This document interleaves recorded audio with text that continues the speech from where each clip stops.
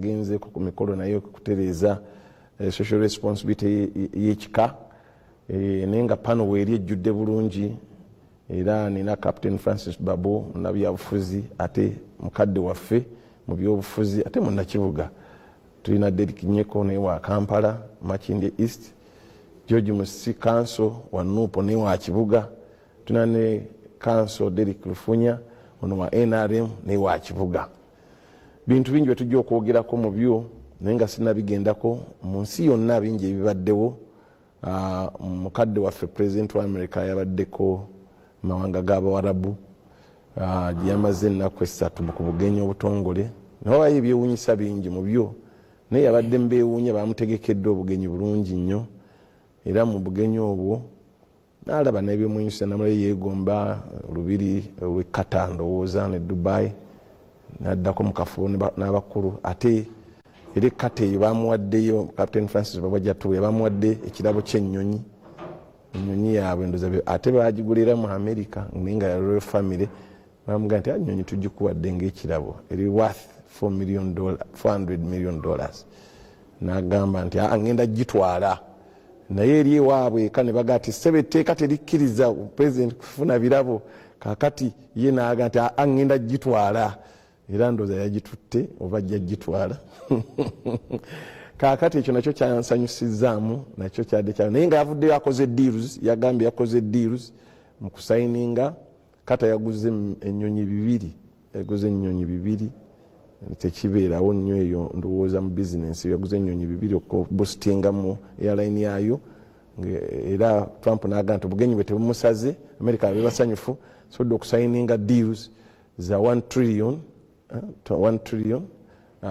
US dollars n'ebirala bingi mulimu $600 billion US dollars n'ebirala nagati bugenyi asikiriza ba investor batwale sente mu America ekyo kyekyabadde esaidi eyo naye nga yo mu Middle East oba mu Gaza yokulwanagana kukyagenda mu maaso si kulwanagana okukuba kugenda mu maaso nga baagalira ddala basenguke baveewo awo sobola okugenda pozi ne ggwanga erya Zambia waliwo ebintu president Gambia Yahya Jammeh yo president yaliko yafuga alina ebyobugagga byakyumuleetinga bibadde tebanoonyerezaako basanze ate bitundiddwa akati bali mu kunoonyeza ani yabitunze omuli emmotoka ebintu ebyebbeeyi ebiri awo kale ge gamu ku mawulire agabadde ebweru w'eggwanga nga tugenze ku waffe wano bakama bange bano abatudde dda basobola okubeera nga bateesa nja kutandika Captain Francis Babu yatubulye wiiki bwagirabye wiiki nebaddemu ebintu bingi mulimu okubanga akakiiko k'ebyokulonda enkalala kaziggyeyo mu bantu nezidda kumiruka kitegeeza gwe mutendera okusooka mu byokulonda kati tokyasobola kugattako oba kwongerako muntu yenna kutereeza butereeza mannya abalonzi be baba amaze okugendako mulimu UDCL yavuddeyo netegeeza nti mugisonyiwe umeme national grid abantu bonna teyabateekako amasanyalaze tegava gavaavaako era eyagalayo ssente endala eyongeremu etereeze kubanga amasanyalaze mugasuubire gajja kuvaavaako ne beetonda tumeme yali apangisa yabalimba tiyakola bulungi mulimu ogwo mpozi n'ebirala bigenda okugenda mu parliament tujja kugenda mpolampola nze byebibadde mu wiiki byenalabye Captain Francis Babu so neyanzege mwasuze mutya nno webali kutukyaza isebo ate nja kwaniriza baganda bange abazze leero tunyumyemu ekirala njagala oyogedde ebigambo bingi naye kirungi n'obyogera kubanga bannayuganda balina okumanya nti newabweru w'ensi waliyo ebintu ebirala oyogedde bulungi ku kintu kya Middle East omuli Qatar ne Emirates ne Saudi Arabia ekisinga okunsanyusa ku nsi ezo wano bwe bajja wano batugamba democracy bwe bagenda mu nsi ezo akagambo democracy bakalekayo eka tebakoogera baba mu bya ssente ekitegeeza nti ssente weekuba egonzaawo kati owulira nnyonyi ezigabibwa ekintu ekyo singa muddugavu yakikoze president bandigaa nti akoze eki atute bribe naye no mu America munnange ate ne democracy owabali bo bagamba balina engeri gye bafuga ogimanyi eya Emirates, Qatar ne Saudi Arabia. Nga tumaze ekiteeka ku bbali ogenze neyogera ku kigambo kya UEDCL okujjako abakulu aba umeme abasigaddewo baali bakola mu umeme tebaleeseeyo mupya tebanaba kuwa mirimu bantu bapya bebamu kakati okutugamba ekyo nti baali tebakola nga babadde bakola ne umeme emyaka gino gyonna ne batasobola kutubuulya bintu ebyo nze ndowooza twandibadde tubateeka mu layini ne tubagoba bonna kotuyinza kuŋŋamba gwabadde ali mu kampani gwomu tebagobye muntu n'omu bali abakulu bokka bwe bagenze abali mu ddiiro akati ebyo byonna nkooye abantu waliwo ekintu kibayita propaganda kiyitiridde buli muntu wakolera azanyirawo ensi yaffe bagifudde yakuzanyiramu ojja kunsonyiwa siri musanyufu naye twagala abantu baffe emitima gyabwe gibakke gikakkane tubasabire abalina ebizibu tubasabira bayite mu wiikendi eno ninjega n'okwebaza abo kubanga twafuna paapa omupya naye paapa buli lwensumulula social media mulaba oba babiteekako buteesi oba byabulimba naye buli ssaawa aba atusabira nti ekyasinga okunsanyusa bwe yafuluma n'aga nti emirembe gibeere nammwe peace be with you nenzijukira assalaamu alaikum kuba naye peace ebeere naki so eddiini kitegeeza nti zikwatagana akati abatwawulayawulamu wano njagala mbabuulire nti muswadde emirembe girina okubeera na buli muntu oba oli mu ddiini ki oba oli mu ddiini ki ensi yaffe tulina ogisabira tulinamu abantu naye kisinga okunkwasa ennaku aboonoona bakagiko na tabula batono nnyo ku miliyoni 46 oyinza nobabala ku bibatulo abatabula wano so abatabula njagala okubagamba muleke kutabula kuba bwe munaatabula nammwe bijja batuukako wano waliwo abantu abazze nga bakola ebikolobero bakola buli kintu naye ebintu bigenza okumaliriza nga nabo batabukiddemu bw'oyonoona economy ng'obba ssente ezo 10 trillion ze babba buli mwaka esente bwe zibula naawe zikola ki zibula bw'olwala n'ogenda mu ddwaliro eddagala teribeerayo era naawe obeera mu mitawaana obwo busente bwe beepanka nabwo nti bujja kutwala India ne Kenya nawa oyinza okuba nga tukyazirina ng'okaddiye so ababba eddagala aboonoona ebintu mu nsi muno bonna tubaga nti mwegendereze era nze nja kutwala mukisa guno nga n'abakulu abali mu gavumenti mbagamba mulekere abo emizannyo tugikooye ebituufu mubimanyi mukole ebituufu neyanze bwana Nyeko wikibugirabye ne muzikiriza ntandike ne bano betulina bano okwebaza mukama katonda funa okukuuma n'ababaliri abatula bulunaku olwaleero tuli bennyamivu nnyo mu mitima kulebyo bigenda mu maaso nga mutadde kikwata abantu ekiyitiridde oba ekyaddamu abductions mu luzungu kye bayita olw'abantu oba abawagizi baffe mu wiiki eno be bongedde okukwata mu nkola etali ya nfuga y'amateeka nti poliisi yemukutte muganda waffe Nowa Mutwe ennaku 2 emabega yakwatibwa era n'abuzibwawo mpaka olunaku olwaleero tetumanyi waali.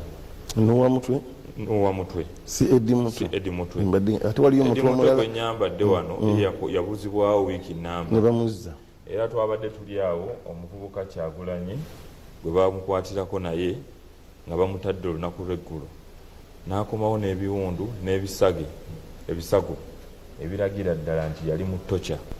Bannayuganda nno munnanga abali eyo Nowa Mutwe yabadde akola ki? Nowa Mutwe naye abeerako ku security ey'omukulu era naye bamukutte kubanga ali ku security ya president waffe.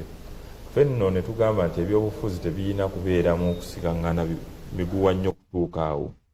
Tugamba nedda bwe tuba tugamba tuli mu demokrasiya leka tukkirize abantu abasobola okunnyonnyola ne bagamba kino kituufu kino kikyamu then abantu beesalirewo nga bayise mu process eyo eri democratic.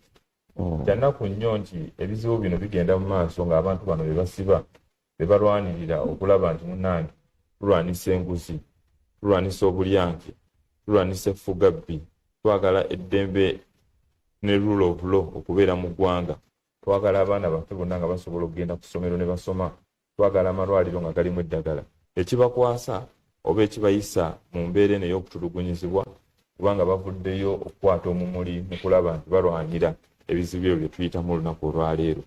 Nonnonze ebyo bye bisinze okunkwata ku mutima wiiki eno ng'oggyeko ekyekangu kye tulimu nti gavumenti ya General Museveni mu wiiki eno yennyini yaleese etteeka oba ebbago erya UPDF. Tugenda lituukako tugenda likubaganyako tulabe engeri gyeyinza yeewanisa abantu bonna emitima. Bwana Kanso Olufunya NRM.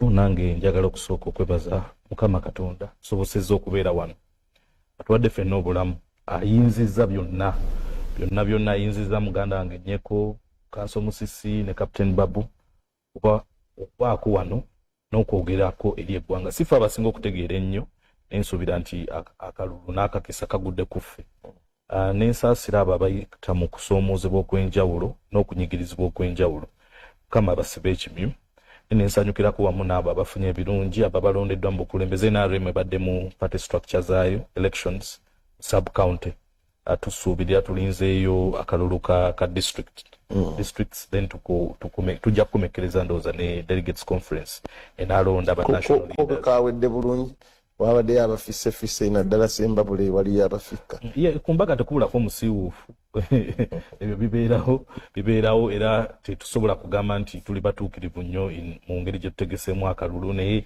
kyekyo kye tulina era kyekituwadde Uganda tujja tambula Eddy Kenzo bwagamba ensi bwekuwa lemonade okula lemon juice kati tujja kutambulirawo awo naye nze basically mu wiiki ntunuulidde nnyo biki ebikolebwa palamenti y'eggwanga generally n'omulimu gwabwe ogusinga omukulu okuba abakuumi ba bbugwe biki ebyo bibalese biyingire biki bibalese bifulume nga tebiri checked so eriiso nze okusingira ddala ng'oggyeko ebintu ebingi ennyo ebibadde biriwo ntunuulira nnyo engeri palamenti eno ey'e11 bwe yeeyisa mu kulaba nga ekola omulimu gwayo omukulu ennyo ogwo gwe nkugambye. Ebirala njagaliza abatulaba bonna abalaba akabinkano extra ne baganda bange nawe Siraaje mbagaliza shenooki. Kanso. Yesero. Gwe wiiki ogirabye otya? Bwana Musobadde ku nakulabye oli bize mulimu mu nsonga za bankuuma bize Nalukoola. Baagala okola emirimu emirala bano bano abenaali naye sebo nzikiriza mbuze ku batulaba twebaza Mukama Katonda atukuumye nga tuli balamu sebo mwami Siraaje n'abatesitesi naye bwe bali nnyo okutukyaza wano wamu ne bakadde bange Captain Baboyo mbadde ndudde omulaba ate nga namugamba mu kalulu k'ekira ngenda mutwala nga tukuba akalulu alina okuba omu ku bansagulira kubanga talina tamu Captain Babu yayogera mazima jaku noba tosobola jaga tumuleete naye mwe mumanyi n'olwekyo ne muganda wange baddirika ababiri bombi baganda bange wadde ono akyalimu ebimubuzaabuza naye atandise okutereera agidde mu kagatta akamyufu nemugamba abulako ovulo naye nga sebo wiiki etambudde ebadde bwekyo nange njagala kugumiza Honorable Nyeko kyagambye nti abantu bangi olwaleero nga constitution ya Uganda egenda weza emyaka 3 omwaka guno kyanga tugikozesa twandibadde emyaka 3 gya ssemateeka tugikuzanga tubanja bantu nti abasibiddwa olw'endowooza z'ebyobufuzi abawambiddwa okuwambibwa nno abantu abasinga bakirabanga ndowooza bali mu nkola eya linda buke nga tetutwalidde nnyoko kiba wala gy'oli nga tetutoddewo naye teri muntu yandyebase mu nnyumba nga tamanyi omwagalwa we gyali lwakiri abeere mu kkomera oba abe nga yafa bagambe nti naye ekyokuwamba kisusse ate nga kiringa ekifuusi ekya bulijjo kati abantu abasinga bakiraba balooza kya nuupu ndabye amawulire ku mitimbagano nti ate mukwano gwange Charles Twine omupoliisi nti amaze ennaku 3 talabikako yasemba kulabika gundi neŋŋamba nti omanye ebintu ebyo bifu kati ayinza okuba nga abamulina bamumanyi naye kyeŋŋamba nga bawambye muwambe oba yafunye buzibu anti lyamanyi ekikulu kirigamba nti ssemateeka waffe teyakolebwa nti eriyo omuntu alina okuba nga ali mu kifo ekitamanyikiddwa kuba nabye bakooti nga bafamire ye nti bw'oba aba ali mu kkomera mugambo ali mu kkomera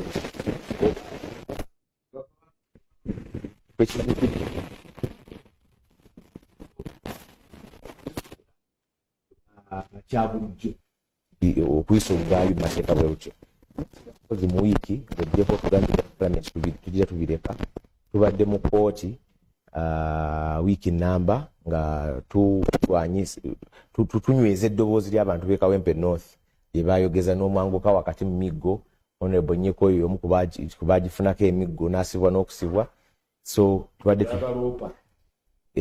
kati obanga nti bano Baderiki Lufunya ate mugenze mu mateeka kati kyekirungi kimwasaba kyefaananyirizaako nga mu paaka gwekiraadio yaludde okuyita mu paaka naga nti omubbi bwe yanyakulanga akasimu naye bwe baba bamugoba kati waba akulembedde yagenda aleekaana omubbi kakati abagoba bo balowooza nti omubbi ali mu maaso kumbe ono yabayitako. So omusango gwa ngeri nti eyabbibwa eyakubibwa mu bugubi n'awangula ate kati alina okwedifendinga mu kkooti naye bwe bityo. Kale kanso tweyanziza tujja kuwummulamu naye tunadda nga tunagenda ku bya Parliament tujja kwogera ku kibiina ky'aba naffe kya PPFF kyamaze okugazeetinga batujja kyogera ku katono ngeri gye tuli mu mbeera eno bakyayita ebirowoozo bisobola okuzira naye nga Supreme Court yagamba abantu abajjo bagende mu kkooti za bulijjo.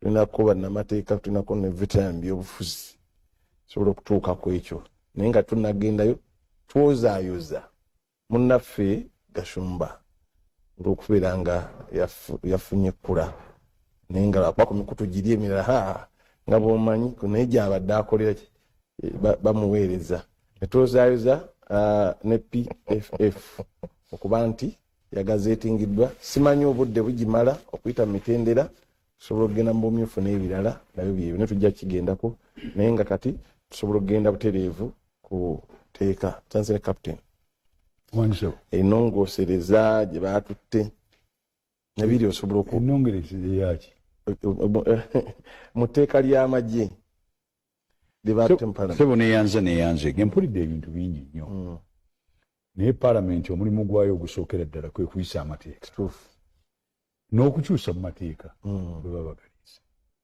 Kakati etteeka ly'amagye baalikola mu 2005 balina baliyita act ndowooza bannaffe banaabamanyi amateeka bagiyita CP 360.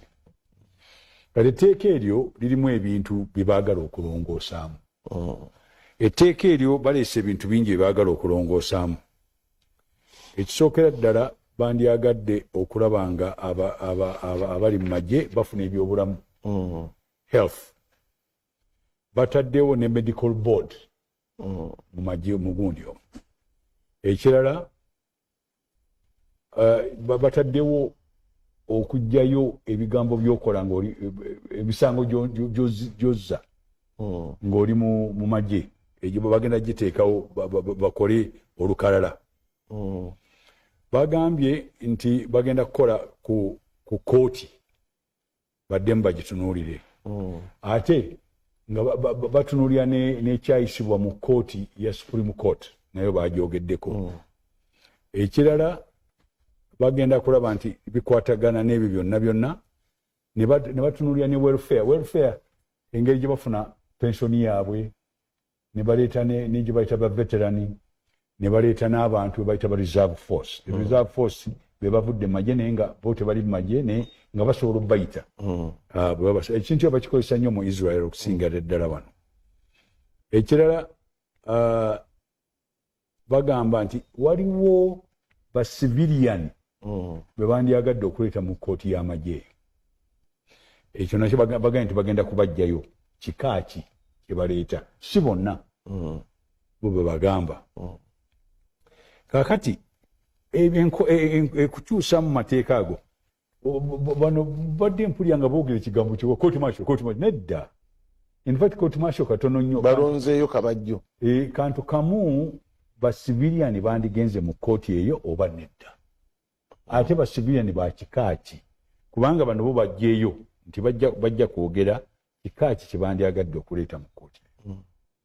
Waliwo kyenawulidde nga boogera mu Parliament waliwo monopoly kuba nti waliwo ebyokulwanyisa ebya UPDF byesigaliza yokka. Naye of course yes kituufu.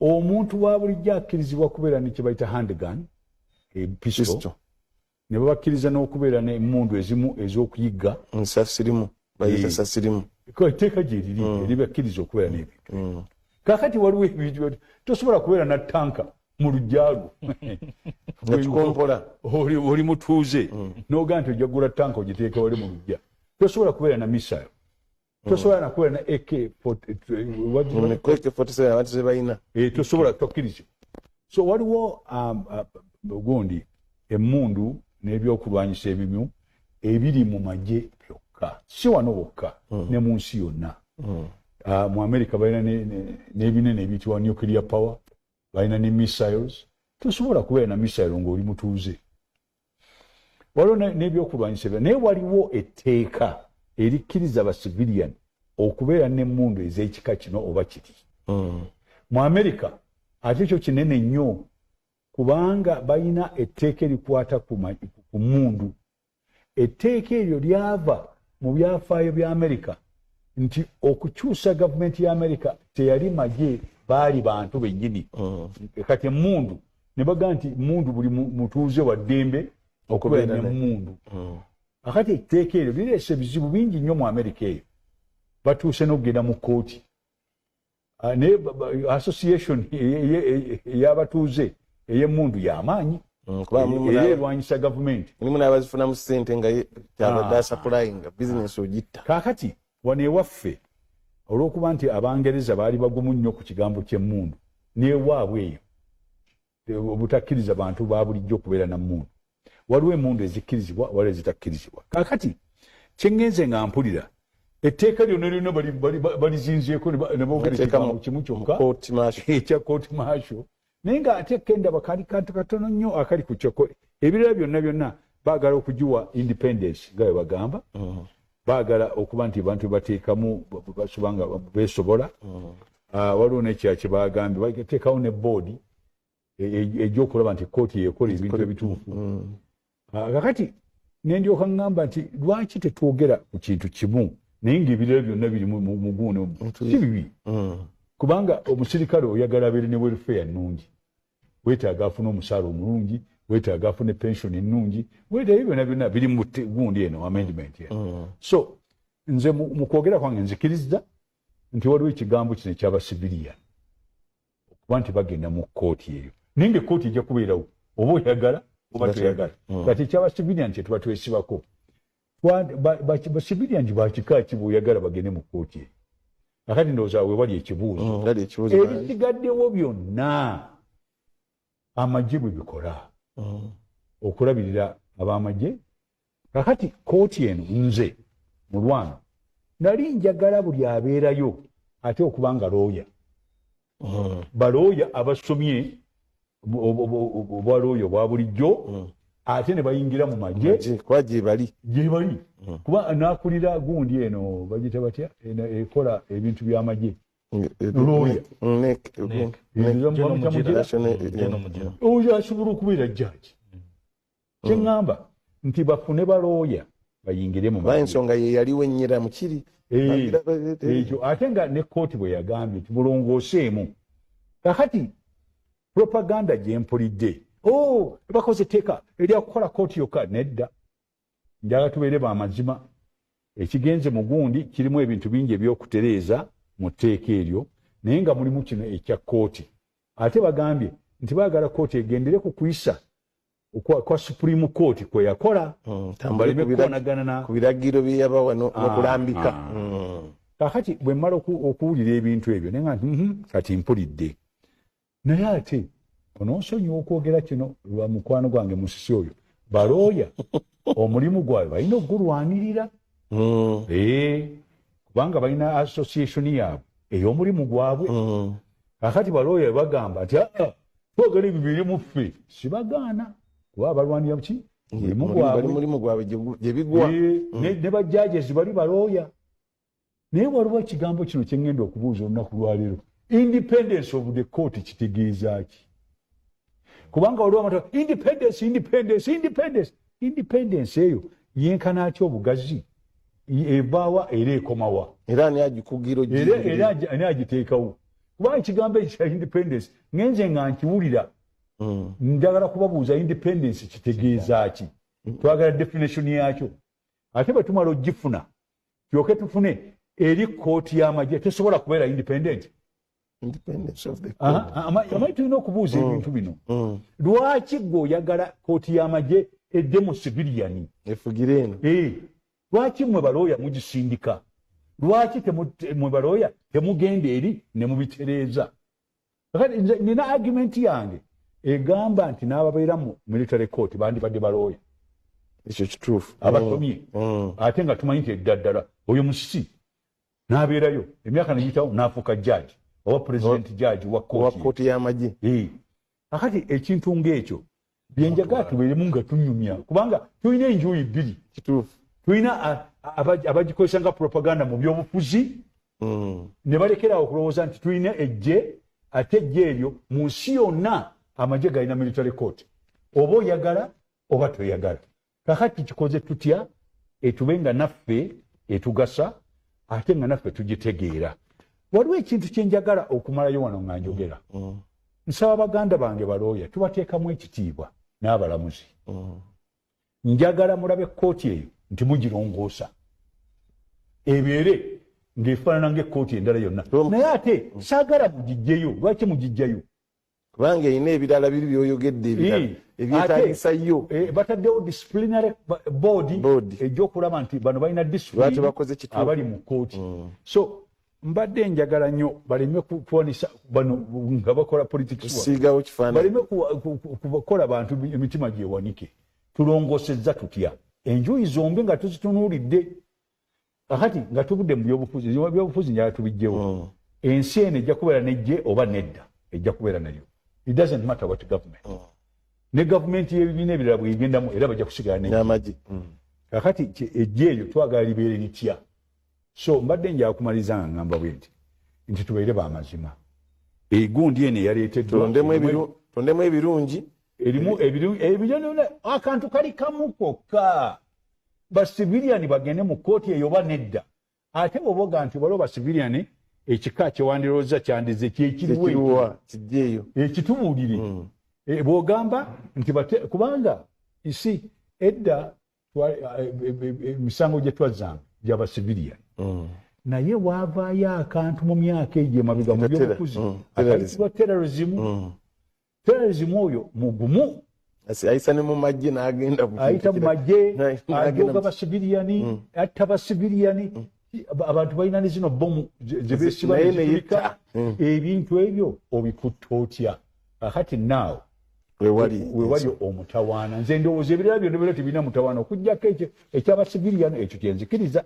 Nyeko bwana Derek Nyeko Makindye East mwe muri mu parliament nkisa kusinga kuva Captain Francis Babu mukisa mugulina okutereeza kubanga kantu enongosereza eri eyo okutereeza n'oleeta enteesa yo bwetyo oba omukisa nago guleka guvuddewo kiringanga ababefuza abaga nti baleese bayise buyisa kigende ng'ate mwe muliyo. Okusookera ddala etteeka lino terize mu mutima mulungi. Era etteeka lino nga Captain Babu bw'ayogedde nze nno njagala okwawukana naye nti bw'oba oyagala okukyusa mu nsasula oba pensioni ey'abasirikale baffe ffenna be tumanyi nti lino ggye lya ggwanga olina kuyita mu budget. Bw'oba byeyagala okuleeta tebireflectinga mu budget y'eggwanga nga tuli mu budget timing nti emisaala gy'abasirikale ogyongedde ku ttuluba lino. Fenno tugamba oludda oluvuganya ensimbi zino zirina okwongebwa 450%. Bo bayisa mu budget zirina okwongebwa ku 20%. Fenno tugamba nti woba oyagala abasirikale ne welfare yaabwe then ebintu bino bino biteeka mu nkola nga biri financed by budget gy'oba ogenda okuyisa. Naye etteeka lino lijjirawo okubeera ebbi. Olunaku olwokusatu etteeka lino baalireeta. Olunaku olwokuna ne bayita ba stakeholders okwanguya etteeka lino okuyita ba stakeholders ab'enjawulo okusobola okujja okuteekamu ebirowoozo byabwe. Ekiro clerk wa parliament abayita kiro.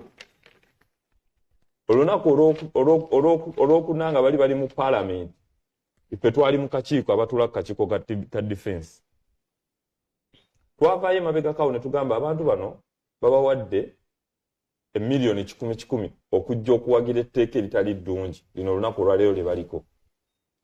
Office ya DPP we bagiyita kubanga nayo bali bagiyise ku Lwokuna. Etteeka balirese ku Lwokusatu olweggulo ssaawa 9:00 ku Lwokuna bawandikidde UPDF yezze office ya DPP yezze naye egambye ffe tunaba kweteekateeka.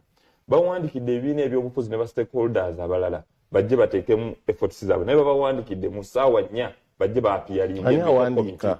Clerk wa Parliament. Information kanonyodde. Law Society bagiwandiikira ebirowoozo byayo. Ebbaluwa yatuuka ssaawa 5:05 nga bajagala ebiri mu Parliament ku ssaawa 6.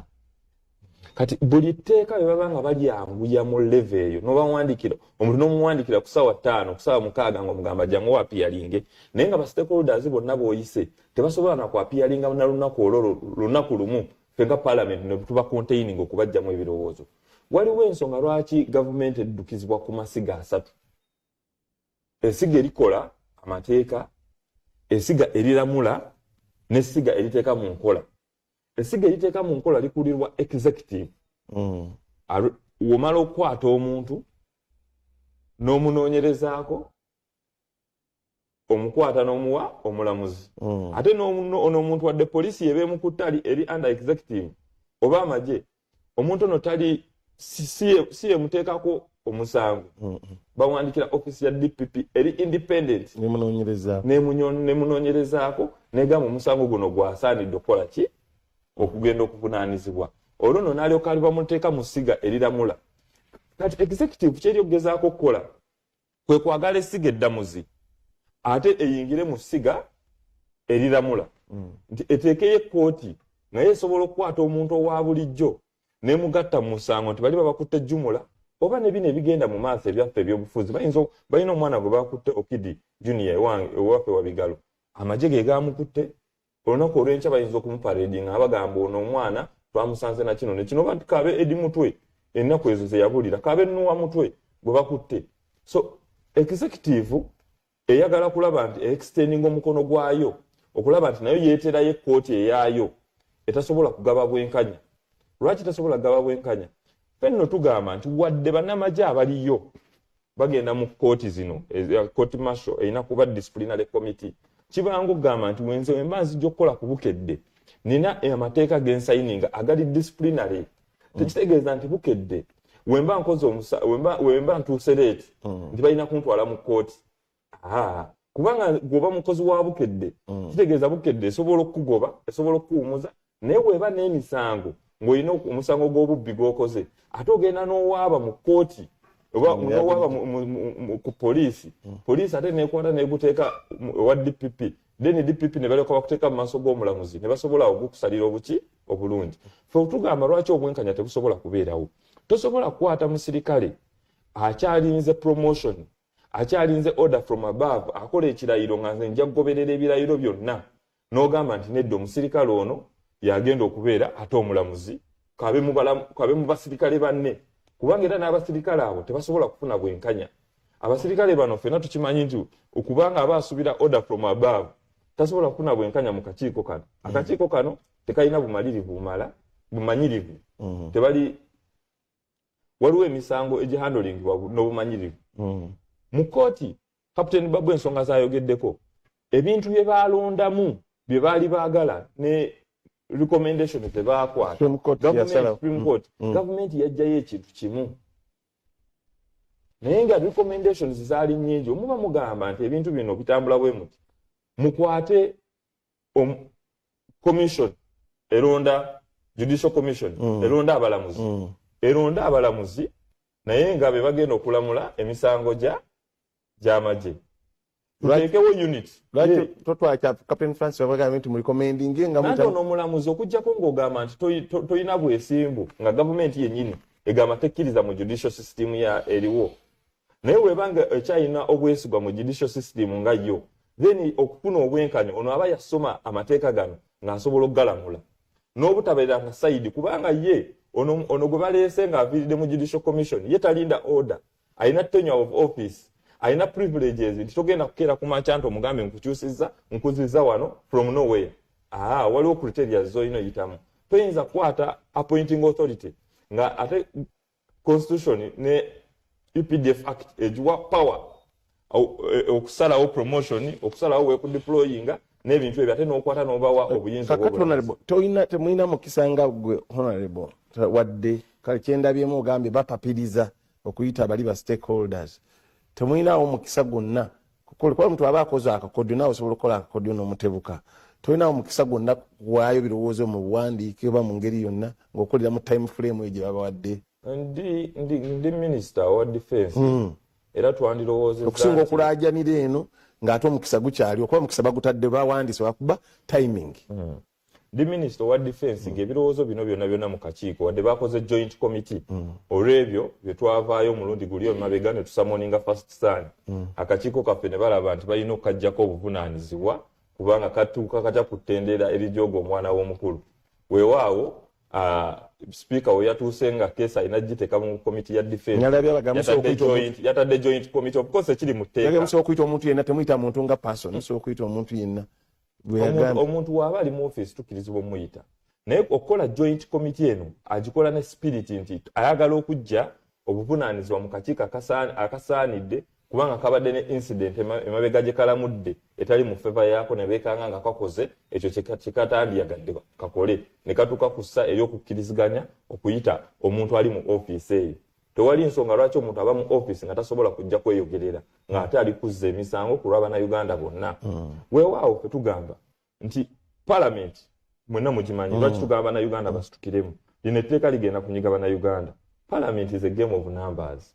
Tukugambye nti abantu babawa 10,000 tukujjiddeyo nti ku lunaku olwa Monday babayise mu kokasi n'ekikumi ekyo President Museveni abayise kiteekebwa ku bintu bingi bateekako ku kirala kati bali babeebaze mmwanyi bino tubyogera ekikumi kigwawa watu twazoogera nga tezinnaba kukuluma kigenze kuteeka lwaki tugamba etteeka lino General Museveni ku lunaku olwa Monday ayise abantu b'abeNRM abatula abamu palamenti era nga bagenda okubaweerera ekirayiro kubanga n'ababaka abeNRM etteeka lino balimanyi nti bbi era bw'olaba mu bantu betwazze abafunye information mu kiseera kino waliwo ebintu by'ebyobufuzi ebigenda mu maaso mu bibiina byonna gw'okessa otya n'omanya nti abayise ku lwa kino tabayise ku bigenda mu maaso eri miruka n'ebirala kubanga bbiiru eno mu tteeka ekkirizibwa okutwala ennaku 45 naye mu nnaku 4 baagala kugiyisa mu 4 working days baagala giyisa.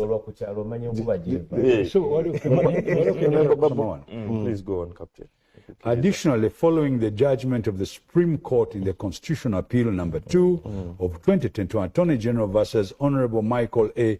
Kabaziruka, there is a need to align the provisions of the Act with the Supreme Court decision. The bill accordingly gives effect to the orders and recommendation of the Supreme Court. Exactly. Ekyo kye bawandiise mu tteeka mu amendment. Ngeeza kugamba toteekamu bintu nga nze njala tukigoberere tulabe nga tebakikoze kakati ne kino 45 days is maximum. Bw'oba osobola okuyisa etteeka ne mu lunaku olumu liyita. Let us not deceive. Kakati nze nazze wano bino naakabisomera wano mbisomye enzija mbimanyi tuleme okugaziya nnyo kintu kino gwe kola ekituufu kiri nti gundi egamba ki information gy'obadde owa naye alina kyabuuse nti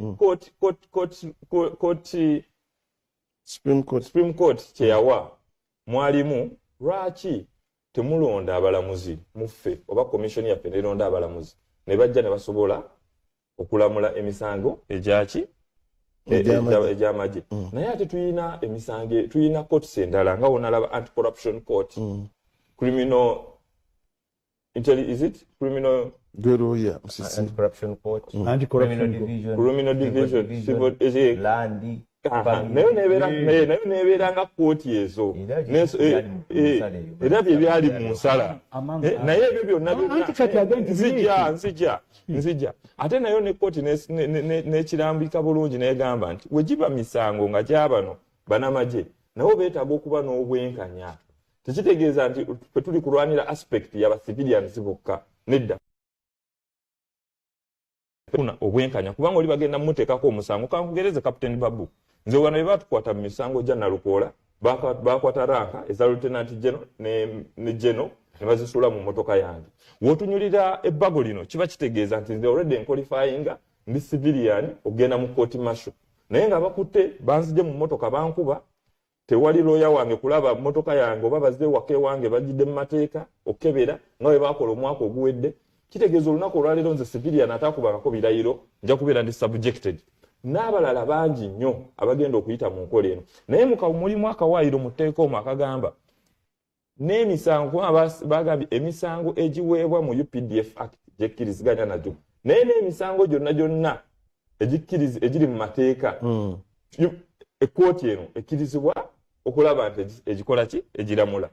Kitegeeza n'omusango gw'obubbi n'omusango tetwagala madda naye kubanga bano tebalina bumalirivu bumala ate tebali independent enough tebasobola kukwasaganya misango gye. Honorable ngomaliriza tuwe bwana Derrick. Feno tugamba gwe olowooza nti tewaliwo mukisa mulala otidde buti nti ebbanga bengeri gye banguyiriza oyinza obutafuna mukisa kuwa ebirowoozo byo. Nze ebirowoozo byange already ndi ku committee era bikiikirirwa naye it is a game of numbers whereby ayina numbers tasobola kukkiriza tasobola kukkiriza wadde muli ku kituufu ekyammwe ekituufu okuyita kyova olaba ne ku ddakiika esembayo ayisa ababaka ba NRM asobola obatuninga kubanga bali determined. In fact etteeka lino baali baagala liyite Lwakuna era deployment gye mwalabe ku parliament ku Lwokuna babadde baagala speaker ayite committee of all house then ekintu bakijje ku committee kyetaagisa deployment era ne ku Lwokubiri ogenda giraba ndowooza okutandika ne Mandi nga bagenda kubanga bamanyi kye baagala okuteeka ku bantu. Fetukkaanya etteeka bino nti y'abasirikale birungi kubanga abasirikale baffe bwana Babu balina kye balinanga kye bayita lobby. Numbers ezibanga ntono gy'oli toyinaayo kyogamba bonna abaliiri bakkiriziganya nekitosobola kulomba. Kyova olaba ne ku ddakiika esembayo babayita era bagenda kusula mu kutiisibwatiisibwa ebyobufuzi lobby n'okutiisibwatiisibwa abamu bagenda sula mu kutiisibwatiisibwa. Wano we twayita General Muhoozi mu komiti batutiisatiisa n'ensimbi gye ziri ku byalo eyo zitambula era n'ebintu bye bakola tolowooza nti woba olwanisa ekibi kyo tekirwana. Mu lobbying mulimu styles nyingi. Kyengenda okukola mu propaganda oli number one. Kyenjogera ekitali kituufu. Emigga gyakuba mu drone ya jati. Lwaki wasosonkereza? Ate nasosonkereza. Parliament lwaki wasosonkereza? Omulimu gwange. Kubasosonkereza. Kola ki? Kusosonkereza basirikale. Kyogamba nze wempita CDF webwanga bamusonkoleza. Abantu babuvunaanyizibwa. Owatali kutya obuvunaanyizibwa obumpeebwa ng'omubaka wa Parliament. Era okucheckinga institution yonna.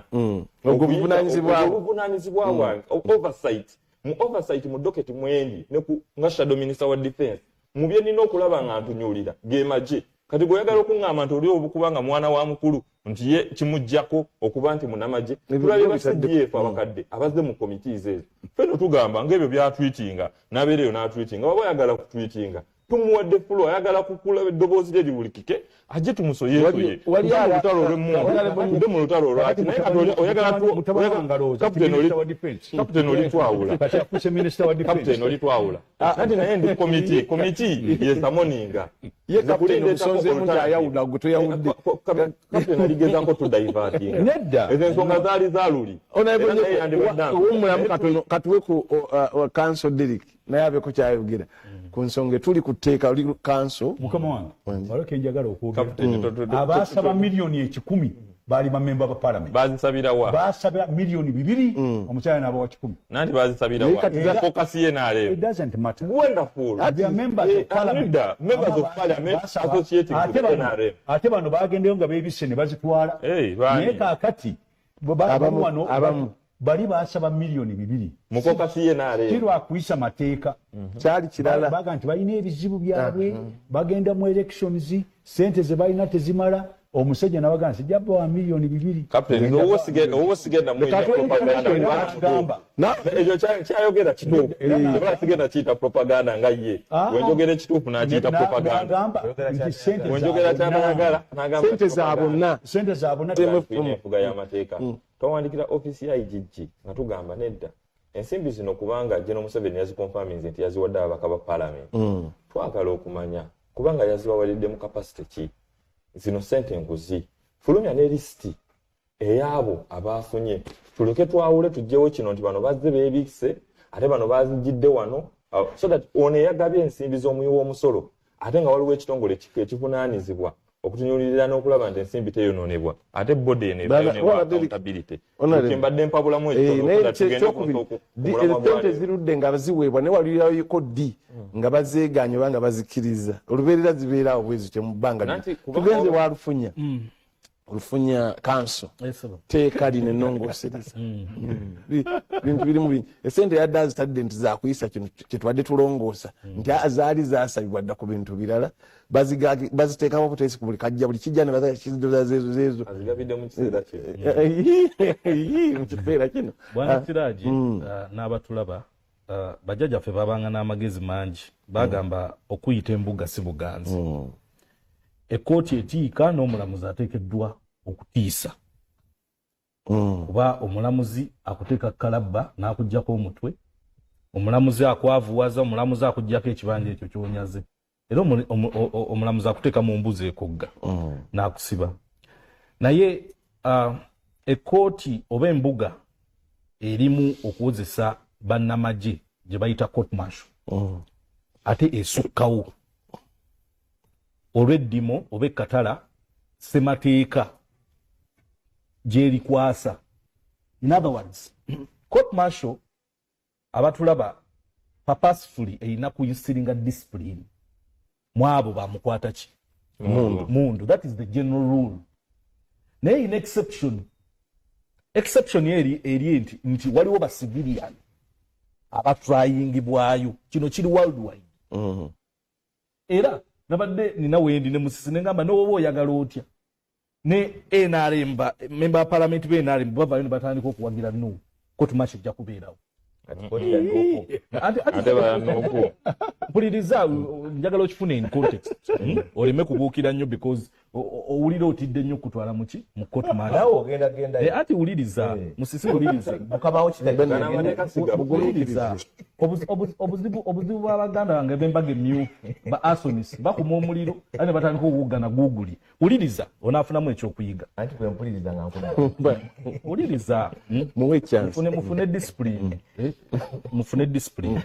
Now nkugambye Vatican ogira Vatican eyina kye bayita Hall of Gendarmerie yeteekawo court martial yaabwe okwosa ba Swiss Guard abakuuma papa naye okwosa ne ba bishop ababakutte mu bitavu ebyaki ebya Vatican n'ababeeyisiza abepiskopi abo ba civilian si ba Swiss Guard. So naye omu civilian yenna yenna ogenda mu court martial wateekeddwa okubaawo kye bayita exceptional circumstances kuba engeri gye bawozesaamu eri si eya bulijjo gyakoze eki gyamanyidde n'entendeka musisi gy'amanyi obanze. Court martial yakubeerawo because it's a constitutional duty. Buli ggwanga lyonna lyonna eriyina amagye lirina okuba ne court martial. Kyetutawakanya. That is very okay. Era parliament eweebwa obuyinza mu chapter 12 ya constitution okukola amateeka agaregulatinga butya UPDF bwenaatambula one structure zaayo n'ebyo ebirabo bataddemu byonna naye Kalumanyera ali wano ku kooti eno nebyefaanaanyiriza kampala bannayuganda ekyokulabirako waliwo operation eri mu Karamoja operation eri led by UPDF okudisarm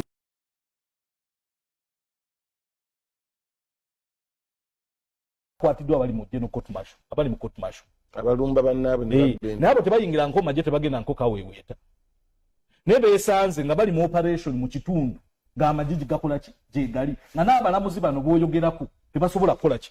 By the way, just information mu biseera by'abakoloni bwe tufuna independence bagamba prime minister nti oyo omwami Idi Amin tomuwa mulimu baabwe baali bakwata abakaramoja abalina emmundu yatta abakaramoja ekitandise leero ekyekaramoja kyembali njagala okukola. So basically bw'obanga olina eggwanga nga lirina amagye ng'ate amagye gajja kuba invited somewhere somehow mu affairs zaaki z'aba civilian bajja kuba tried mu court martial in exceptional How do you determine those exceptions? Kati you are the legislator gwe MP. Go inogenda wali muteeka gwe wasomye. Gwe MP nze nasaba obwe MP babuwalooziyo. Wano. Okitegeera babuwalooziyo bw'aba tabitegeera nga mulerwa batategeera legislative agenda uliriza. Bayawula ati ojja kuwagira buli ekijja nekibanyigiriza. Muli mpola tufuna yayogera.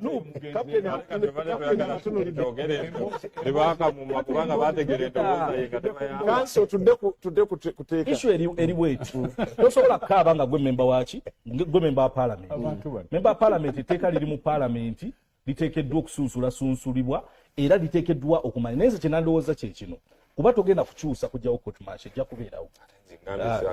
Tojja kulemesa ba civilian okukozesa nkugambye bakarachuna be bakwate Karamoja ba civilian ne bali mu court martial bawozesebwa. Togenda kukijjawo because amagye gaina interest eri national ga protecting Uganda eri enemies abali ebweru n'abali munda. Abali munda necessarily si bagwira.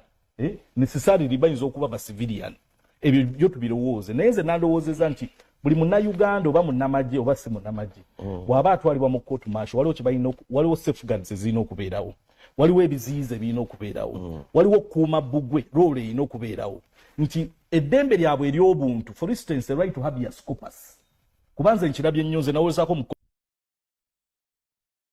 ebyo habeas corpus ebyo simanya right to bail musisa asobola okugamba bail yokufuna mu court martial eringa okuyita mu katulika empisa engamiyo okuyita nzibu nnyo to those extents. Kati kugambe nongo nani badde ndowooza bamemba ba parliament eno yandibadde bipartisan debate yandibadde ku njuyi zonna zonna opposition ne NRM okumanya nti kuba buli omu candidate buli omu candidate wa court martial singa yes n'abatulaba wano njagala mbagambe nawe oli candidate mu court martial so kikakatako ngeteeko liraba litambula okulaba nti waliwo safeguards tebajja kutwala munnamagye oba civilian mu court martial bakole ebyekiyaayi tewali habeas corpus tewali bakututte bakutulugunyiza bakututte bakutadde mu njegere bakututte ogenze mu maaso g'omuntu naye nga nkima egenda kugusalira gwaki twakibira ekiriho na lebo babu kyeyabuuziza bakutute mu ngeri y'okutiya ng'otidde waliwo kye batera okwogera mu court martial y'abasirikale itakufungwa na bifunguo mlipipati badirini tinja kusiba n'ebisumuluzo mbisuule mu nyanja kati tuteekeddwa okugyawo embeera efaanana bw'ekyo so that omuntu bw'asemberera court martial akakasa bulungi nnyo nti ajja kuba ne lawyer wa choice we simusisoni bw'anaagenda bamukwate nga bwe bakwata Aaron Kiza. Tuteekeddwa okumanya nti omulamuzi oyo agenda okukusalira talina kyekubirira wabula decision ye mateeka gamanyi ne Katonda we. Ekisemberayo ddala tuteekeddwa okumanya nti ogenda mu kooti naye kooti eno papasi yaayo erina okuba ng'ereeta butebenkevu bwaki bwa ggwanga. So bwe weesanga ng'oli mu mbeera ezikuleetera okuba ng'otaataaganya obutebenkevu bw'eggwanga tewandibadde na reason lwaki otyo ogenda mu court martial kuba abatulaba etteeka lyonna libeera mukulu ali mu court martial mpuliriza nyekobo waliwo court eziri made okuhandulinga cases ng'ezo oli lawyer wandibadde ekyo kimanyi obuzibu ofuuse mulerwa katolina mpola hona issue eryemu kakamalizo ojja kuwa time etteeka lyonna libeera ne mischief wabeerawo obulwadde obubeera mu society ebuzibu etteeka lirina kuvaayo kuvunula kuwonya bulwadde obwo kati court martial bwetunulya nti ba civilian oluusi beegatta ne bannamagye oba balina bye bakola ebitaataaganya security ojja kwesanga nga okola ki gy'oli ate kambabuulira abatulaba nti penal sections oba penal statutes oba amateeka gonna nga ga bibonerezo teganoonya ku regulatinga bulungi bwo teganoonyangako ku regulatinga nti oyagala nnyo UPDF oyagala nnyo Uganda ekyo tekisobola kubeera mu penal section. Penal section ejjawo specifically okukateiringa okugira obubi obuva mu muntu okitegeera so tewandisaanidde nga munnayuganda kutya penal section okitegeera kuba ekugira ebyo naawe by'omanya ebibi ebikuvaamu so bwe kiwandibadde otya kiri ekintu kimu kugenda before court etalina bwenkanya erina abalamuzi abalina kyekubiridde erina nga rights nga habeas corpus freedom against torture slavery ebiri guaranteed kuba bibadde bikolebwa mu court martial ebadde ekola ki eriwo linetteeka lina imperfections kuba waliwo obumulumulu nga honorable babu bwe yabuuzizza independence kyeki that one we have to determine oba otya independent nga toyitise mu mitendera gya kulondebwa nga mulamuzi kuba kino ekyakuba nti bantu abalamuzi ba looya bakiterezeza mu kooti era tojja kulaba Freeman nga chairperson ekiriiwo ogenda kulaba advocate wa court oba musisi ono gwe tunaatwala tumuteekeyo oba nenye ko tajja nolwekyo abatulaba nze ndowooza nti twembracinga etteeka naye parliament ng'abakuumi abakuumi ba Bbugwe bakola omulimu gwabwe. Kale tugenze wa bwana George Musene nga tannaba kujja nze ndowoozezaamu nti engeri NRA ngokyali NRA we yajjira mu buyinza engeri gye bajjamu oba bakugira mu ngeri gye bakolagananganamu n'abantu ne bafuna obuyinza bakikugira nga beeyambise kooti eyo obutaddamu kubeerawo kubanga bakozesanga abantu ba bulijjo nokola kati embeera eyo agikugira mangu ereme kubeera singa eba ebadde nga bukyali kati kiyinza okuba ye nga bwakira nti abantu ba bulijjo basobola okukola kino ng'asigadde wa bulijjo kojja okusanga abantu abamu ng'ati oyo yali gindi oyo yali gundi nga baali bwe bato. Bwana George Musi wa submission yo neyanza ekisooka sigenda kwogera byabufuzi oba propaganda nga Kaptebabo bwagamba ngenda kwogera nga munnamateeka akiikiridde abantu abawera ebiina mu maaso ga kooti ezo amanyi n'enkola zaali zezikolamu naddamba civilian sikiikirira nk'omujaasi ng'eyaliko ku bapulida ku musango wa Kabaziguruka ate ng'era asomye n'ebbago lino nyengo ku nyengo pages 100 ndooza ziringa 63. Honorable Bobi yagambye nti lirimu ebirungi ebirala kituufu kubanga ensala ya Kabaziguruka bayite naba baali batadde ebbago okwamenyanga UPDF amendment parties nezikwata ku welfare y'abajaasi pensioni bakola batya ebyo byalimu teeka liri bajjayo mu bbago era ebyo birungi kuba bikwata ku mbeera y'abajaasi akatono abantu okukengeetererwa emmeeme keeka nsonga y'okuvunaana abantu abatakwata mu era ekyo si nsonga yinza okuba ne tanka y'amata namba n'ogamba kana akanywa akatono katukayinza ogyonoona era lwaki n'ekirala debate teri court martial ziri mu mateeka oba neddeyo debate yali settled court martial ziri mu mateeka ensonga yokka ya enkola yaazo era baani abalina okubeerayo. Ensala ya Supreme Court yagamba ebintu nga bisatu ebinene ekyo kisooka nti ba civilians oba abantu abatakwata muntu balina kutwalibwa mu kooti z'amagye mu mbeera entono ennyo very exceptional circumstances bakiyita. Ekyokubiri kooti eno ez'amagye mu nsi yonna gye bagamba ne Derek akyogeddeko Derek Lufunya ne Honorable Babu nti mu Uganda era zibaddewo ebbanga lyonna ekikireese okuleeta abantu zimanyi nnyo ng'abantu abatali bakwata muntu bagendayo ennyo. Kaakati ekizibu ne kijja kiritya nti lwaki basivilani era Honorable asomye bulungi nti enteekateeka ya biiro eno objective bwe baba bajanjula bagamba nti batuukiriza nkonsala eyo naye ate bw'ogenda mu byerinnyonnyola n'obuwaayiro olaba nga tebagituukiriza. Lwaki? Luli walingawo omusango ogwatwaliza ennyo abantu n'abaana byabufuzi nti bw'osangibwa n'ebintu ebyefaanaanyiriza ebyamagye era akawaayiro ako kooti neekajjawo ng'egamba nti kino kiri vague tekitegeerekeka ebifaananyiriza ebyamagye byebiki kubanga kugambye nkiikiridde abantu abasoba mu 4 teri yali akwatiddwa na AK47 teri yali akwatiddwa na pistol bonna bagamba katolabe jaketi ya muganda wange ono Lufunya sengo abaali mu kalulu k'ekawempe mola bakuba Honorable nnyo kuza zifaanaganako bwezi zifaanaganako si zino zezo violence yaje mukisokole ndabegana bakkiriza nti seraje twali munamoli twazira ba TV babegana bagati baba kino kikumba sebo kino kikumba batondeka n'ebikati zaliko yepanaliriza ddala ki kooti national candidate negamba nga bakwata omuntu oba lero kakofiira Honorable Nyika akugambye bamusuliramu ennyota n'obuuza ennyota yali agenda zambulira ku suuti akireewo yalina gwazitwalira Bobby Yang ali mu kkomera bamugamba obukwadde bwali bumyufu obugattunga buno obwa nedda mugende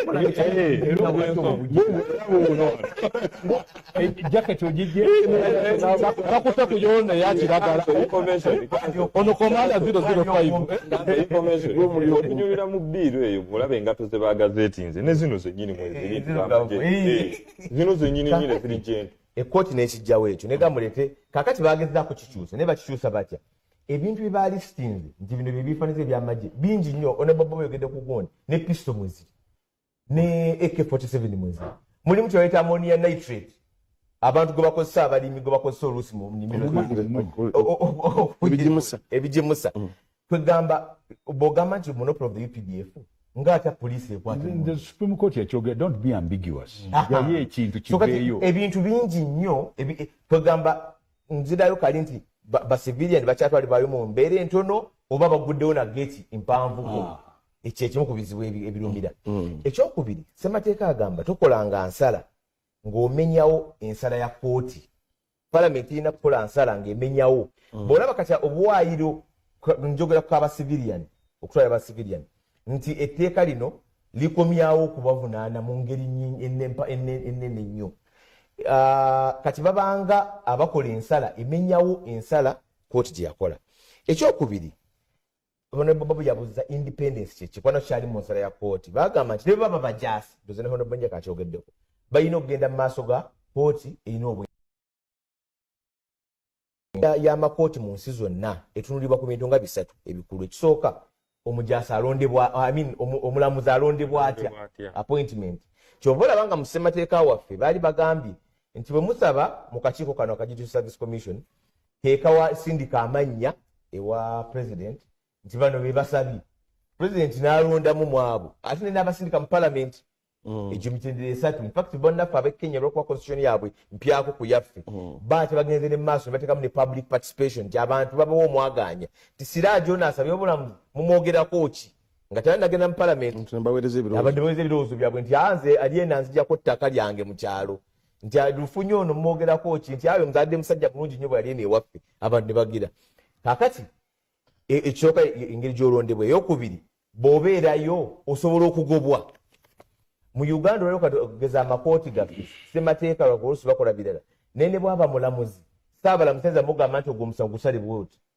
kati bw'olondebwa tuyinza kugobwa olaba omulamuzi kisaakye kati emitende gyomugoba mizibu nnyo bakunoonyereza ne bateekako akakiiko akanoonyereza ne kasindikibwa pulezidenti sitomala gagobwa ekyokusatu yenze embeera z'okuliramu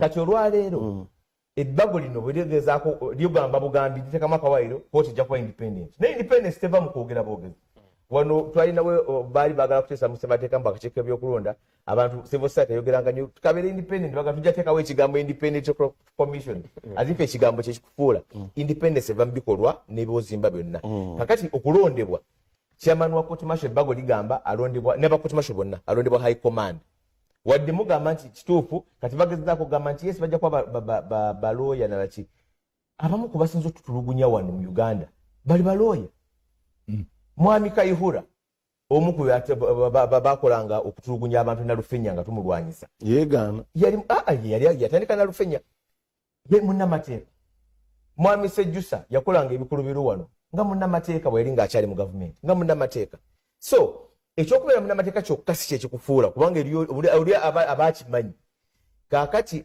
bagamba saabalamuzi yali agambye n'okugamba nti oba mugifuula division ng'eya kooti nga bwolaba commercial court nga bwolaba nti nge naye eri mwansi wa saabalamuzi naye mba mugambye nti balamuzi nti munnamagye nga General David Muhoozi Minister of Internal Affairs munnamateeka munnamagye General naye asabe naye bw'atuuka eri abeere Justice Muhoozi ng'ali wansi wa saabalamuzi akole division ebyo ebimu ku byali recommendations kati olwaliro high command era yisiganga eronda abagera court martial bagambye nti in consultation Justice Service Commission ne consultation kitegeeza kwebuuzaako amagezi gonyiza obutagatwala ekyokubiri basaavinga emyaka 3 gyokka kitegeeza nti 3 bwe giggwako talina security of tenure kakati 3 bwe giggwako justice oba chairman ono Derek Lufunya ajja gamba mwaka gwange ndogubulayo gwo munzirayo maje sidde katebe kakati baleeso so tewajibu independence ibolaba operation basobola okugiramu no recho nze ndaba nti okutuukiriza ensala bakozeeko katono kali kazigo naye ate bannayuganda lwaki mujja kumbuuza nti kyekibagaana lwaki mwagala bagende eyo kooti zino eza bulijjo temateeka waffe zeyateekawo okulamula emisango gyonna wansi w'enjuba honorable Babu yogedde ku terrorism abakuba wano kumpi ne wetuli erugogo bbiri bajja bakooti zaabwe era bali mu luzira basavinga justice Dolo oyo yali akyali mulamuzi wayo kooti yabasalira sijja kwogerera ku Jamil Mukulu kwa yakyali suspect naye kwadde bali abaasingibwa already emisango gyakola ki so kooti zino otherwise n'abasawo bajja kugamba omusawo bw'aba akoze kino mumutuwe eno tumupoli ne police naye teekewo eyaayo ne prison eteekewo eyaayo kooti zino obanga creatinga parallel justice systems nti waliwo siga eddamuzi ziri tryinga bano naye ate waliwo abajaasi bagenda eri abasawo bagenda eri gusemba kibe division sabulamusi kyekimu kyali asuggestions kati nsembyayo kino abagamba nti kiri mu palamenti lwaki temukigwirirako eyo teragina kugambye nti oba oludde ku kyalo ebiro ebikwata omanya enkuba enentonya netyatonye waliwo ebikwata neyekanga neyogamba ebeeyo tetonnya olw'amagezi g'olina okulaba ebintu bw'olaba ebbagwe engeri gye liddusiddwamu bw'olaba engeri gye likwatiddwamu sijja kukkaanya ne honorable Babu nti noyisibwa mu lunaku olumu kubanga ekigendererwa kya law making process mulina okubeeramu okwebuuza public participation kyekirisinzisibwa mu kakiiko kubanga abakugu bokka tebali mu palamenti era oluusi biseera bingi nnyo batuyita ne bagamba nti tugenda kukola bago okusimbula oba okugaba ebitundu eby'omunda organ transfer bwebityo tuyite abakugu abasawo ne bajja ne bagamba nti kino kiri bweki ne bwekiti kakati olwaleero bw'oleeta ebbago ku lwokubiri minisita yali anjula mu palamenti ku lwokubiri nga mu mawulire g'okumakya okwo kalaaka yafulumiza akalango nti ebbago lino abagala oliteeta ebiteeso lina paka nkya nga 14 kaali mu mawulire g'okulwokubiri ne bawandiika amabaluwa mu kiro ne bayita abantu nga 10 nti mujje mwenna muwenkya kugambye president olosaf yangambye nti eyi yagifuna ssaawa 5:05 nga bamugamba jangu butasooka saa 6 kaba kusiikiriza kazigo nga lyakuyita n'ekisembayo lwaki abantu lwakyoga nti abantu abasika bagenda bagamba bwe muba temulina kye mutya lwaki mutya court martial ndabye enkozesa ya court martial naddala basivilian sijja gamba mbajaasi abasivilian abatwaliddwayo emyaka egiyise 5 mwongereza ebyobufuzi mu ngeri ey'okugamba nti eryo ne bibagamba nti tukutte tugende twaze ewuwo bwe baba baza tusanzeyo ekikooti kiikino n'ogenda eyo mu court martial kaakati court martial omujaasi abagikubira jjukira nti baba wansi wa komandi omujaasi alina okuwa ekiteeko ekitiibwa mu commander in chief omujaasi asigala serving soldier si nsonga obala oyo ba dokita kaakati bwe banaagamba nti baleese ono avunaanibwe mu maaso go oyo ate nga commander in chief oba CDF amwogerako nti oyo tasaana kufuluma anaafuna atya obwenkanya judicial immunity, freedom from undue influence, and a system to checks and balances. Judicial independence. Bagikusomya bulungi. Mulimu security of tenure. Obeerawo okumala emyaka emeka. Tatolinda totya nti bajja kungobenja. Financial autonomy. Okay? Freedom from outside interference. Judicial immunity. Independent appointment and promotion process, executive interference, legislative limitations, public opinion and pressure, financial limitations. Ebyo na byonna biri mu judicial independence. Naye waliwo kye njagala tujjeyo. Omulamuzi baani abamulonda? Bagiyita Judicial Service Commission ng'asabye.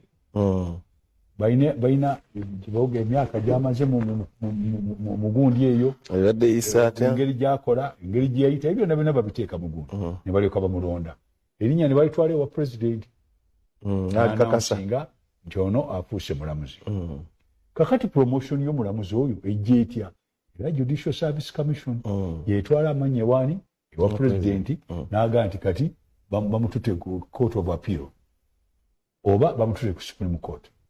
Njagala okujjayo promotion eyo bwe bayikolebwa bwekyo lwaki eri mu magye tebasobola gikola bwe batyo kibuuzo kiri very simple. Gwe mukisa gwe baleese muguni njagala kati tugambe wali mu muteeka tuteekemu nti ono okumulonda kirina kuyita mu mitendera gino. Ekyo kimu. Ani abalonda ba judges? Judicial Service Commission ne President nga bakwataganye. Baile badde mbuuza kino musi. Bagenda mu parliament nga bamaze President amaze basoma. Abeeno mu civilian balo bagenda ne bago telikyogera keekyo. Mbadde njagala n'ekyo tukyogere. Bwe bamala okutuuka President bagenda mu parliament etegeeza Judicial Service Commission, President, Parliament. Kakati bano nabo tetusobola bayisa mu kugundi yeemu. Ne batambula ne bajja. Ekyo nakyo njagala tukyogereko. Ekirala bwe baba bamugoba bakiyita impeachment. Oyita yimira naga ati nkugobya. Kiyitira mu mitendera bagiyita impeachment. Impeachment batuuza olukiiko either lwa parliament oba kye babagamba ne batuula oba bebyenkana bagamba abatakwenkana tebasobola kugoba. Tuli fenna kakati ekyo nakyo kiri awo. So babagoba batya? Impeachment. Independence tuyogeddeko. Discipline. You know, ononsonyiwa naye discipline efaanana etya? Kumpi bafaanana. Waliwo abantu abalowooza nti bano abalamuzi batandise leero. Nabo balina history gye baava. Ani yasookawo? Gaali majja na ddiini ye yavaamu bano betuyita ba civilian oba waliwo engeri gye kyatambula. Kizze kitya? Manyi tugenda ne tukoppa ebintu ne twerabira okumanya gye byava. Kiriko background yakyo. Kakati ng'ekyo kimaze okuggwa mbadde njatugambe bwe tuti. Njagala mu kifo ky'okulowooza nti bye babireese mu mutima mubi tukirongoose. Njagala tulongoose engeri omuntu gy'abeera. Kakati ekibuuzo kiri nti nsobola okuteeka abantu ku contract mu judiciary kubanga njagala kubateekamu ka discipline bakole bulungi.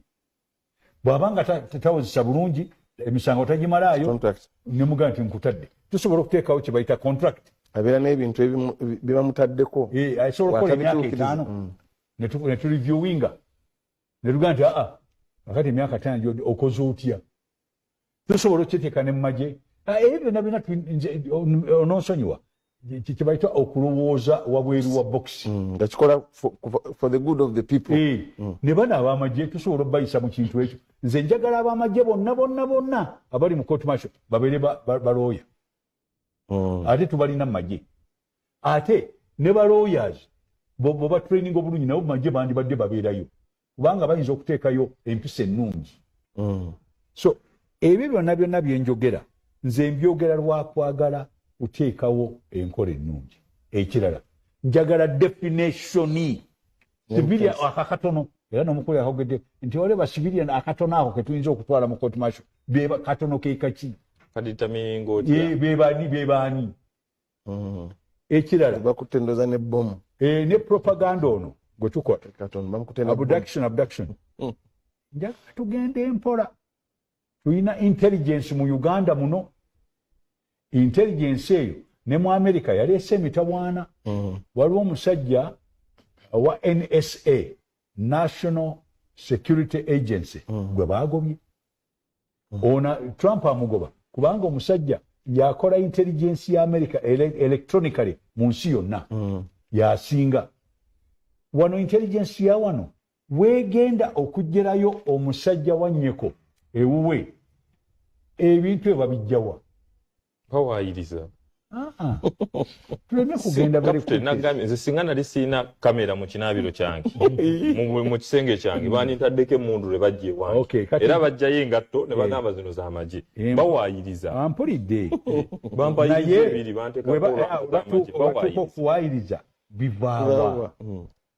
Kyagamba Captain Francis. Nze sinabagamba ani yaleese olugambo. Nze ngeza kugamba nti waliwo abantu mu Uganda wano abadduka ne bagenda mu bantu bali ne babawa ebyokulimba. Omuntu ne bamukwatira ku byokulimba naye nga bivudde wali.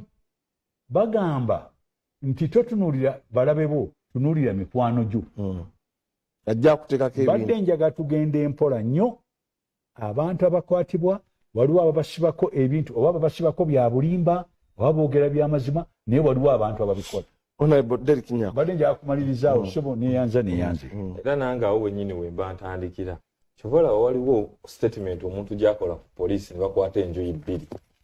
Bwe zimala okuvaawo abasirikale ne batwala mu ofiisi ya prosecutor DPP ne banoonyereza oba waliwo omusango. Mu formula nga tetuyina nti amagye ge gagenda okukukwata, ge gagenda okukulamula, ge gagenda mu kkooti okukola ki? Ekigambo ky'ekituufu okuwa obujulizi tewabaawo independence. Toyina ngeri gy'okwata siga eryo n'ogamba nti nedda kati nayo eri executive olitaddemu ekkooti endala eramule n'abantu abeebweru. Njagala okugyawo kino tukkaanya nti amagye galina okuba n'ekkooti naye ng'ekola kwabo abakubye ebirayiro okukolera mu tamuzi ezo baba bannamagye. Twagala okukkaanya nti wadde amagye wadde bannamagye gye bali balina nabo okufuna obwenkanya kubanga nabo bangi babawaayiriza nabo bangi babataddeko ebisango ebitakwatagana mu ngeri y'okufuna ensimbi ate nga gye bali era mu bye twabadde twagala okusisinkana nga paalamenti akakiiko be basibe be baasiba ku misango gy'amagye mu kkooti nga bagiyise mu kkooti y'amagye okubeebuuzaako tugende okusalawo ng'ababaka ba paalamenti nga tuyina obumanyirivu ne information okuva ku ba stakeholders bonna ababadde bakola mu kkooti zino be basibye abantu ab'enjawulo tugende okubanga etteeka we tuba tulisalawo liba ligenda kukola nga ggwanga ababawolereza ngono n'ababawolereza naye abantu baffe tebasobola kufuna bwenkanya kyetutagenda kusobola kufuna ekisinza okuleeta obuzibu mu ggwanga lyaffe ge magye okutandika okwenyigira mu byobufuzi. Oli ayambadde enkofiira n'omukwata, oli ayambadde t-shirt ya Kyagulanyi n'omukwata, oli n'okwata abantu n'obatwala mu CMI n'obacunya n'obayisa mu mbeera etali ya buntu n'omala n'obatwala mu kibira n'obateekerawo emmundu n'obakuba ebifaananyi nga bayimiridde nno mubakwatiddemu action. Okuwaayiriza okwo n'ekitiibwa amagye ge kyejjeeko kubanga amagye gandibadde omuntu yandibadde agamba bano bakuuma amateeka bakuuma ggwanga lyaffe basinga opromotinga enkola ey'enfuga ey'amateeka naye olunaku olwaleero be basinza okuba nti bamenya amateeka. Y'ensonga lwaki tetusobola kwesigisa magye n'abasiviliyaani naye tetusobola nakubeesigisa mu kkooti ebaddewo nakufuna bwenkanya era bangi abaliyo abatasobodde kufuna bwenkanya nga Supreme Court emaze okulagira keesi zino zonna zigende mu ofiisi ya DPP baweereza keesi 45 zokka naye nga bali mu keesi nga 4 kitegeeza abantu abalina okutunyulwamu okufuna obwenkanya tebaweereddwa mukisa. Ffenno kye tugamba twagala abantu bonna nga basobola okufuna obwenkanya nga bagenze mu kkooti zino wadde kkooti zino zirina challenge zaazo okujjako nga gavumenti egamba obanga evuddeyo n'ekijjayo mu lwatu timunnange ekkooti za bulijjo tetukyaziyinaamu bwesigwa naye kkooti za bulijjo zirina mandate okulaba nti ziwozesa emisango gyonna era tulina obukakafu nti zisobola okuwozesa n'oyo alina tanka zisobola okuwozesebwa kubanga zirina act eziziteekebwawo zirina international gundi kyeziteekebwawo nti omusango bwe guti gusobola okuhandolingibwa mu kkooti bweti. Kati twagala tuwolezese bannayuganda nti ekigendererwa ky'etteeka lino ddungi. Jeno Museveni abantu be nga bwe nayogedde yabayise buno buvunaanyizibwa Derek abadde ayagala buteeka mbu bwaffe ababaka ba paalamenti nedda. Era wotalaba alternative policy gye tutaddeko alternative statement kuva mu committee olwo ng'otegeera ebirowoozo byaffe tetwabitaddeyo n'ebirowoozo byaffe tuba twabitaddeyo ne batabirigaadinga ng'otegeera nti waliwo obutali bwenkanya bannayuganda balina ositukiramu. Bannayuganda balekerawo okulowooza tebigenda mu maaso byaba politicians byababaka ba paalamenti nedda. Ensimbi zino ez'omuwi w'omusolo we bazirya ebbula ly'eddagala mu ddwaliro be baana obutasoma bwe butali bwenkanya kwe kubbibwako ettaka nanti oli bajja musuulira ekisonsonkere ky'emmundu bagambe nti munnange tumusanze nominations. Buno obutali bwenkanya tebusobola kugabibwa mu sisitimu ng'eno. Ffe tugamba tinedda n'abo be balina okulonda balina kuyita mu commission. Kapiteni Babu nga wabyogedde wano ebisembayo singa bibadde bigenda mu nkola yenkola gye tulina okutuulamu ne tukkaanya nti ekintu ekiba for the good of Ugandans ffenna tukkaanya ne tuleeta buleesi ndowooza tukimprovinze tutya byasobye byonna singa bye yatandikiddeko singa tuli ku peegi emu naye bino byasembeyo okusoma singa tuli ku peegi emu kubanga byasomye n'akulaga tenure of office discipline independence byasomye byonna singa argument ebeera bwetyo we agree naye mulimu nga kanso tanajja mulimu akantu kebagala okulekamu kebagamba nti gw'otebe omusango guno guva atya okubeera omusango gwa bulijjo ogugenda mu kooti za bulijjo ne gugenda mu kooti y'amagye.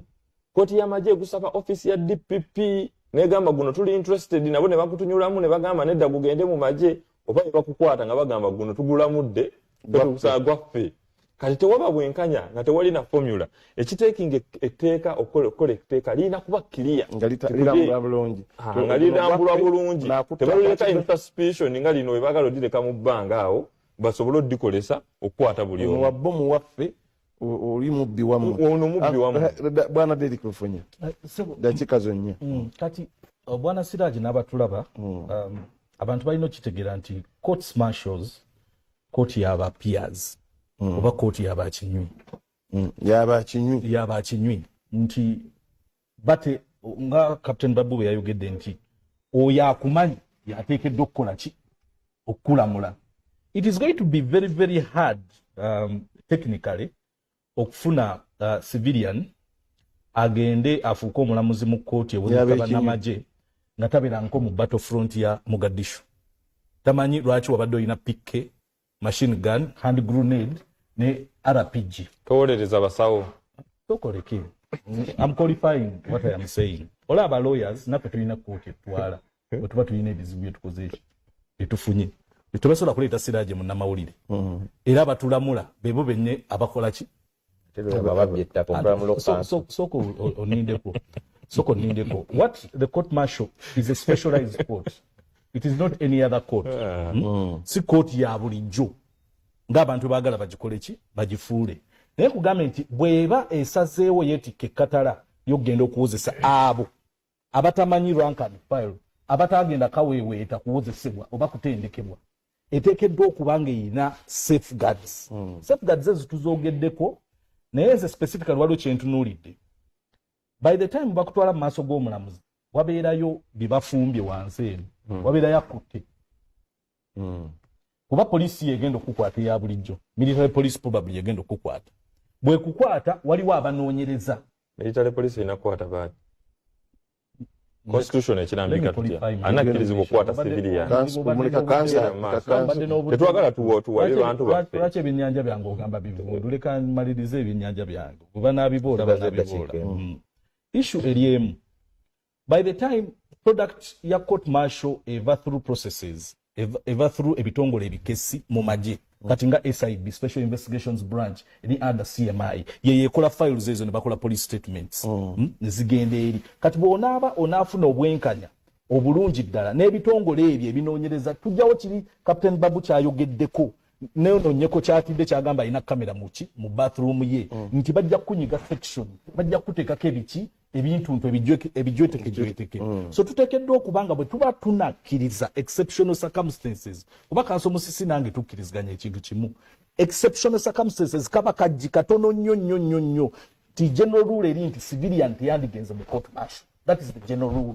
But in exceptional circumstances bw'aba agenze eyo si nkyungwa ate era ne bwe baba namagye bagenda okuwulizibwa abo nabo beetaaga eddembe lyabwe n'obutabanyigiriza nkugambe nalimbaddeko mu court martial. Sesiwuliza civilian nga mpuliriza munnamagye. It was not rosy nga bwe kikola kiri. So n'olwekyo bwe tuba tuteekateeka system eno military justice system eteekeddwa okubanga reflectinga obwenkanya nti weebuli nga tetususpending ezo rules ezimeka sure ntuli bantu obutagenda mu court martial ng'otya ng'omanyi nti bw'ona agendayo teri bwenkanya bugenda kukola kubeerayo. Lasi bwana Siraji bwe tuba twogera ku justice system eno gye twogerako ate kiri mu civilian system nakyo kitokota sikisandike nesigamba nti ntereevu nnyo sikyalwaleero sikyalwaleero naye abatulaba bano bakama baffe abali mu parliament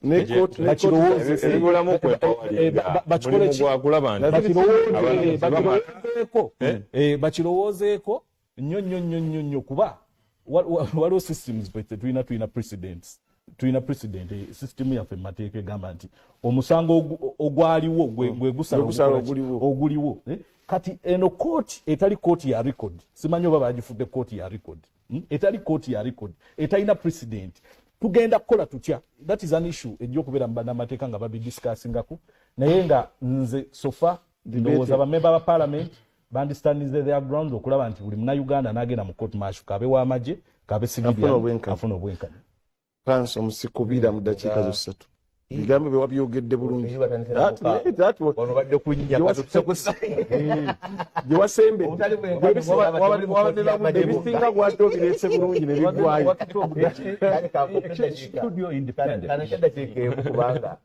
kubanga ebintu babadde bazeeyo ebintu babyogedde bulungi bonna bakkiriziganya naawe kasiraba lwaki ate nkwongera obudde ate oyo nemukoti amagye tomuteeka ku nninga leka asalewo omusango owamagye bwamala okwogera prosecutor nga wamagye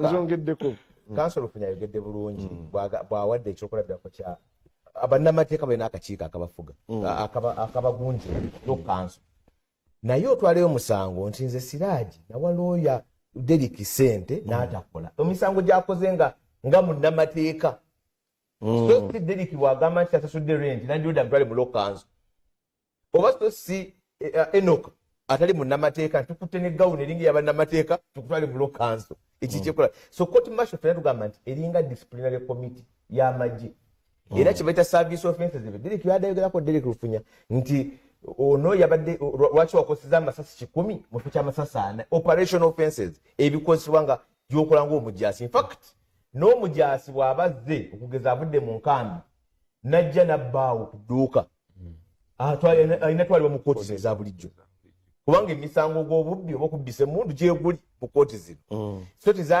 kooti maki yajja kugamba nti eteekewo sisitimu ey'enjawulo neeringa nga akakiiko akwa ssempisa ak'abajaasi ekyokubiri era ekisembayo ssebo ba MP ndabye message ya Lopo wano nga baga order paper efulume ku Lwokubiri eteeka kweriri ligenda kukomezebwawo parliament efuke committee y'akakiiko parliament yonna committee of the whole house era ndo zaliisibwe ekiri bano abamu abasinga balowooza kibabawala nga balowooza kubanga ebirungi mu ebiri ebirumira bikulu kuba Bannayuganda bibakwatako Bannayuganda abali eno tebafaayo nnyo ku bya welfare y'abajaasi birungi era bigende mu tteeka kano akalumira akakulu bayinza okulowooza nti olwaleero nebakujimbira gwe wenna bayinza okulowooza nti bakalese lwa byabufuzi nti oba katageti nuupu oba bavuganya tulabyeko actually byo ba civilian Siraaji ababadde mu kooti martial nga kina byabufuzi nga olwokuba yanyiza jeno waliwo baba Masindi eyo mukwano gwa Derrick ona ajja kungoba wano naye kitatta kyakulabirako kirungi ate era naye nze nsuubira baali bamujinzeeko bujinzi bamukwatira emundu eya gold so eya gold kyebamufunangadafisimanyi kaka kyengezako okulaga nti naawe civilian n'atali mu byabufuzi example eri ey'ettaka be bateekayo waliwo lwe nalaba baali bagamba mbu baali babulooka nga bageza kutunda ettaka lya Jeno ne bagamba tubakutte n'emmundu naye nga bakimanyi nti eri tebajja kwanguwa kufuna beyiro kubanga banagamba abo babba Jenaani abo basigaleyo kooti eyo emanyi n'okusindika kwa limanda n'etakukomyawo ebyo nabyo gyebiri n'olwekyo nze ndowooza nti ababaka ba parliament beegendereze nnyo kubanga lwoyagaliza muka kitaawo lutta nnyo n'abantu batwegatteko tweyanze abakulu ensonga mugitanyiza bulungi era abantu baffe mmanyi mufunyemu ekigendererwa ekigazi mwekiri mu tteeka eryo n'olwekyo kiba kituyamba abagenda ku mikolo tubaagaliza engeri ennungi abafiiriddwa mugende mpolampola nnaku zino obubenje bungi manye nti poliisi yaleese etteeka eddala erirabira kamera ezikwata speed n'ebirala tewesanga nga fayini zebataddewo tokanga bakuweereza message ku ssimu yo very soon